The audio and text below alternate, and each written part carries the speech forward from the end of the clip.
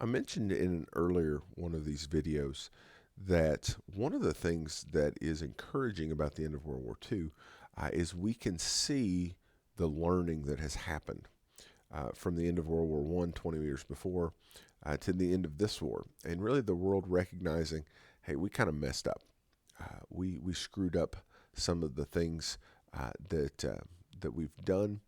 And so what we need to do is make sure that we don't screw up the end of World War II. Because if we don't um, do a better job, who knows how many people survive a next war if there ends up being one. And so one of the things that you see is us doing this in uh, Japan.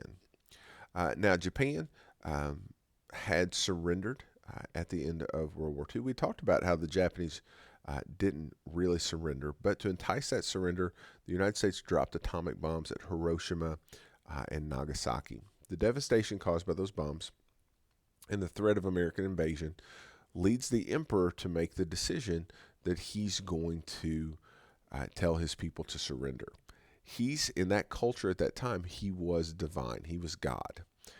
And so he comes on the radio. It's the first time most of the people had ever heard his voice. And he basically says, "All right, guys, we're done. We're going to surrender." And so the Japanese surrender in September of 1945, and it brings World War II to a close. But, and it's not just Hiroshima and Nagasaki, Japan has been devastated. The Allies have been bombing Japan in order to get them to surrender.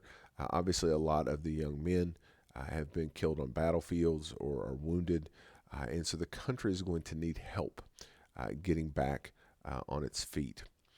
Um, there were some conditions that we put on the Japanese when they surrendered, right? You saw MacArthur signing those surrender papers. This is Douglas MacArthur, who was one of the American heroes of the Pacific Campaign. Um, the Japan had to return to its pre-war size, so it's just going to be those islands. They had to give back everything that they'd taken. Now we're going to see the power vacuum they leave in Korea and a place called French Indochina, which will become Vietnam, are going to lead to problems for us in the coming decades. But the Japanese are required to give back everything they've taken, shrink down, and basically say, okay, this is as big as you're going to get. The size of the military shrinks dramatically as well, right? This is a warrior based culture, and that didn't seem very safe to leave that in place. And so the United States is going to leave military there. Some of you may even know people who've been stationed in Okinawa. It's still an American base that's there. But basically, the idea was if somebody attacked them, the United States would be there to come to their aid. And Douglas MacArthur is going to be put in charge of the rebuilding of Japan. So for basically 5 years after World War II is over with, Douglas MacArthur is going to be the government of Japan as they are writing a new constitution, setting up a democratic government. He's the guy for the United States that's going to be leading that. The emperor was allowed to remain the emperor, but he had to deny his divinity, and he becomes kind of a figurehead, kind of like we think of with the Queen of England, where there's not political power there, there's ceremonial power. He's the head of state, but he's not in charge of the government. This is Douglas MacArthur and the Emperor of Japan in just maybe one of the more awkward photos in history. The Emperor looks kind of happy to be there. Douglas MacArthur, maybe he smiled in a later picture, I don't know. But they're required to write a constitution, which basically sets up a democracy, and they're required to put in there a separation between the religious beliefs and the way that the government was going to be run. Now, the interesting thing about Japan is this is wildly successful.